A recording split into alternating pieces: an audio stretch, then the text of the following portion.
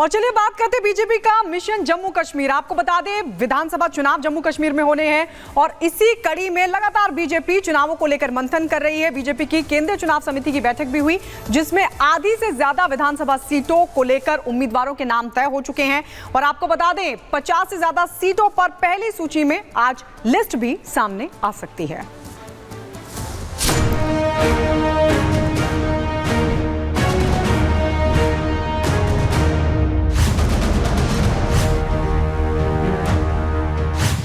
जम्मू कश्मीर में विधानसभा चुनाव का ऐलान हो गया है।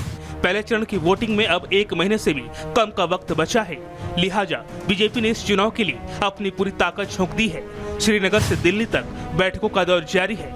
उम्मीदवारों मुद्दों पर चुनावी रणनीति को लेकर लगातार मंथन हो रहा है और इसकी कमान खुद केंद्रीय गृह मंत्री अमित शाह ने संभाली है। बीजेपी की केंद्रीय चुनाव समिति की बैठक में पीएम नरेंद्र मोदी, गृह मंत्री अमित शाह और बीजेपी के राष्ट्रीय अध्यक्ष जेपी नड्डा समेत कई वरिष्ठ नेता शामिल हुए। इस मीटिंग में चुनावी रणनीति, मुद्दों और उम्मीदवारों के नाम पर चर्चा हुई। जम्मू डिवीजन और कश्मीर डिवीजन दोनों को लेकर के अलग अलग चर्चा हुई है। राम माधव जी, किशन रेड्डी के साथ जब पीएम नरेंद्र मोदी ने चर्चा की है तो फोकस जम्मू डिवीजन पर सबसे ज्यादा रहा, क्योंकि जम्मू डिवीजन में 43 सीटें आती हैं और 43 सीटों में से 34 सीटें ऐसी हैं जो कि हिंदू बाहुल्य हैं या फिर यहाँ पर हिंदू मतदाता निर्णायक भूमिका निभाते हैं।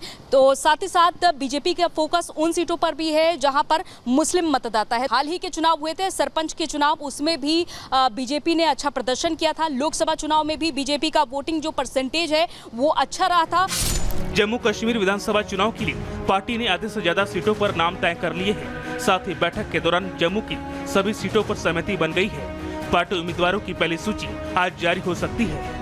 50 उम्मीदवारों के नाम पर मुहर लग चुकी है। अब देखना होगा कि किन किन नामों को फिलहाल किन किन नामों का ऐलान किया जाता है, क्योंकि ये बताया जा रहा है कि जम्मू कश्मीर में उन प्रत्याशियों को इस बार टिकट दिया गया है जो काफ़ी ज़्यादा अपने क्षेत्रों में एक्टिव रहे हैं, सोशल मीडिया पर एक्टिव रहे हैं और साथ ही साथ धारा 370 जो बीजेपी का अहम मुद्दा है उसको भी बीजेपी ने राष्ट्रवाद के तौर पर यहाँ पर प्रचार उसका किया है।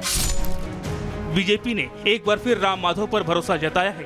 पिछली बार जब जम्मू कश्मीर में बीजेपी ने पीडीपी के साथ मिलकर सरकार बनाई थी तो इसका क्रेडिट भी राम माधव को ही गया था, लेकिन इस बार हालात बदल गए हैं। परिसीमन के बाद समीकरण में काफी बदलाव आया है। परिसीमन के बाद जम्मू में 43 और कश्मीर में 47 सीटें हो गई हैं। जम्मू में बीजेपी की स्थिति पहले से ही बेहतर है, ऐसे में वो कश्मीर में ज्यादा फोकस करना चाहती है। जम्मू कश्मीर में कमल खिलाने के लिए बीजेपी ने खास प्लान तैयार किया है। जम्मू में बीजेपी पहले से ही मजबूत है, ऐसे में वहां ज्यादा से ज्यादा सीटें जीतने के लिए जुगत लगाई जा रही है। दूसरी तरफ कश्मीर के सियासी समर के लिए अलग से रणनीति बुनी गई है। दरअसल ऐसी खबर है कि बीजेपी किसी भी पार्टी से गठबंधन नहीं करेगी। कश्मीर घाटी में बीजेपी 8 से 10 निर्दलीयों पर दांव लगा सकती है। इस फार्मूले को बीजेपी लोकसभा चुनाव में आजमा चुकी है। बीजेपी का फोकस जम्मू रीजन से ज्यादा सीटें जीतने का है। अगर बीजेपी जम्मू में रिकॉर्ड सीट जीतकर कश्मीर में निर्दलियों का समर्थन कर पाती है तो घाटी में बीजेपी पहली बार अपने दम पर सरकार बना सकती है। Bureau report, Republic Bharat. तो घाटी में चुनाव को लेकर तैयारियां पूरी हैं, लेकिन इसी भी जमीयत इस्लाम को लेकर जमकर चर्चा हो रही है, क्योंकि घाटी के 2 बड़े नेता इस संगठन पर बैन हटाने की मांग को लेकर जो है वो अड़े हुए हैं। जिसके बाद अब बड़ा सवाल ये है कि आखिर जमीयत इस्लाम है क्या, और ये सवाल अब क्यों उठाया है इस मांग के बाद, अपनी इस रिपोर्ट के जरिए आपको विस्तार से बताते हैं।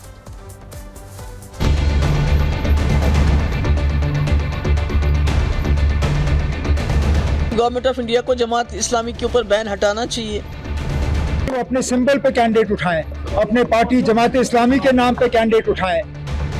नेशनल कॉन्फ्रेंस जानती है कि उनकी राजनीतिक जमीन जम्मू कश्मीर में खिसक चुकी है। घाटी में 10 सालों के बाद चुनाव होने जा रहे हैं। सभी पार्टियां अपना अपना दम भर रही हैं, लेकिन जम्मू कश्मीर में चुनाव का ऐलान होते ही सियासत तेज हो गई है। घाटी के 2 बड़े नेता महबूबा मुफ्ती और उमर अब्दुल्ला जमात इस्लामी के समर्थन में उतर आए हैं। दोनों नेताओं ने कहा कि जमात इस्लामी पर प्रतिबंध हटना चाहिए, अगर ना हटे तो जमात के उम्मीदवार निर्दलीय चुनाव लड़ें। दरअसल जम्मू कश्मीर में होने जा रहे विधानसभा चुनाव में जमात इस्लामी के 37 साल के बाद एक बार फिर भारतीय संविधान की शपथ लेकर चुनावी प्रक्रिया में शामिल होने की अटकलों पर अब पूर्ण विराम लग गया है। हाल ही में जमाते इस्लामी पर प्रतिबंध को दिल्ली स्थित गैर कानूनी गतिविधियों की रोकथाम ट्रिब्यूनल ने सही ठहराया है। ऐसे में फिलहाल अगले 5 सालों तक उस पर प्रतिबंध जारी रहेगा। जिस जमाते इस्लामी का कश्मीर में दबदबा माना जाता है और जिस पर प्रतिबंध लागू कर आतंकी संगठन घोषित किया जा चुका है, वही आज दोबारा लौटने का इच्छुक तो है, पर सरकार की हस्तक्षेप के चलते अपने आप को असहाय मान रहा है। लेकिन घाटी के 2 बड़े नेता महबूबा मुफ्ती और उमर अब्दुल्ला जमाते इस्लामी के समर्थन में उतर आए हैं। दोनों नेताओं ने कहा कि जमाते इस्लामी पर प्रतिबंध हटना चाहिए, अगर ना हटे तो जमात के उम्मीदवार निर्दलीय चुनाव लड़ें। जमात इस्लामी जो एक ऐसी ऑर्गेनाइजेशन जिसका तालीम में बहुत बड़ा रोल रहा है, जिन्होंने सैलाब में बहुत बड़ा काम किया, जिन्होंने कोविड में लोगों की बड़ी मदद की, उनके ऊपर बैन लगा दिए। क्यों लगाया बैन? अगर आप चाहते हैं कि वो इलेक्शन में हिस्सा ले रहे हैं, बहुत अच्छी बात है, पर उस जमात के ऊपर से बैन हट जाना चाहिए। बदकिस्मती से इलेक्शन ब्यूगल बजने से पहले उनके ऊपर लगाई हुई बैन उठी नहीं। शायद वो अब इंडिपेंडेंट जो है कैंडिडेट्स उठाएंगे। बिस्मिल्लाह, हम तो चाहते थे कि वो अपने सिंबल पे कैंडिडेट उठाएं, अपने पार्टी जमाते इस्लामी के नाम पे कैंडिडेट उठाएं। लेकिन सवाल यह है कि क्या महबूबा मुफ्ती और उमर अब्दुल्ला घाटी में अलगाववाद को बढ़ावा देना चाहते हैं? लेकिन वहीं बीजेपी इस मामले पर पीडीपी और नेशनल कॉन्फ्रेंस पर जमकर हमला बोल रही है। कल तक तो ये कह रहे थे कि हम अकेले अकेले चुनाव लड़ेंगे, सब सीटों पर चुनाव लड़ेंगे, और जब चुनाव आयोग ने घोषणा की तो रातों रात श्री राहुल गांधी जी, श्री खड़गे साहब जम्मू कश्मीर पहुंचते हैं। कभी फारूक अब्दुल्ला साहब का दरवाजा खटखटाते हैं, कभी महबूबा मुफ्ती जी का दरवाजा खटखटाया जाता है। आखिर क्या कारण है? कांग्रेस और नेशनल कॉन्फ्रेंस जानती है कि उनकी राजनीतिक जमीन जम्मू कश्मीर में खिसक चुकी है। हालांकि चंद दिनों पहले तक इस बात की पूरी उम्मीद जताई जा रही थी कि कश्मीर में आतंकवाद और अलगाववाद की जननी कही जाने वाली जमाते इस्लामी पर लगा प्रतिबंध हट जाएगा, जिसके बाद जम्मू कश्मीर में बड़ा राजनीतिक बदलाव देखने को मिलेगा। ये उम्मीद यूं ही नहीं बनी थी। इस साल जुलाई महीने में जमाते इस्लामी के नेता अब्दुल हमीद गनी उर्फ हमीद फयाज ने कहा था कि गुलाम कादिर वानी के नेतृत्व से हमारी एक समिति विधानसभा चुनाव में शामिल होने के मुद्दे पर केंद्र के साथ बातचीत कर रही है। हाल ही में संपन्न हुए लोकसभा चुनाव में बड़ी संख्या में जमाते इस्लामी के नेताओं और कार्यकर्ताओं ने वोट भी डाले थे। जमाते इस्लामी पर केंद्र सरकार ने फरवरी 2014 में 5 वर्ष के लिए प्रतिबंध लगाया था। इस प्रतिबंध को इसी साल फरवरी में दोबारा 5 साल के लिए बढ़ाया गया।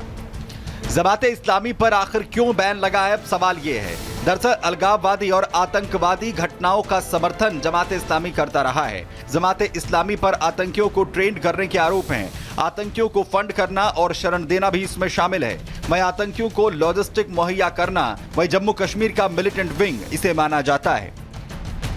जमाते इस्लामी की इन हरकतों की वजह से उस पर बैन लगाने का कदम उठाया गया। वहीं जानकारों की माने तो नेशनल कॉन्फ्रेंस और जमाते इस्लामी का ही कश्मीर के हर गली मोहल्ले में कैडर है। आज से 3 दशक पहले तक शायद ही कोई ऐसा परिवार हो जिसका संबंध जमाते इस्लामी या फिर नेशनल कॉन्फ्रेंस से ना हो।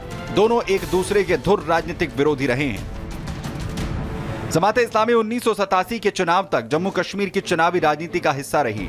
उसके बाद कश्मीर में चुनाव बहिष्कार के अभियान की यही सूत्रधार भी रही।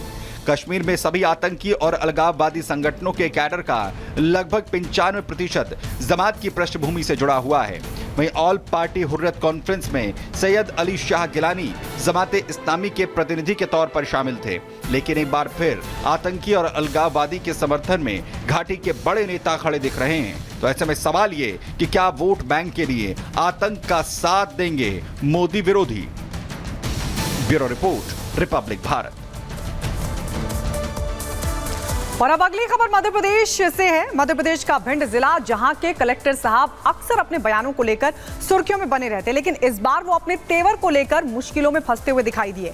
असल में अस्पताल के मरीज के तीमारदारों से उनकी झड़प हो गई और फिर कैसे मरीज के परिजनों ने उनकी क्लास लगा दी, इस रिपोर्ट में आपको दिखाते हैं।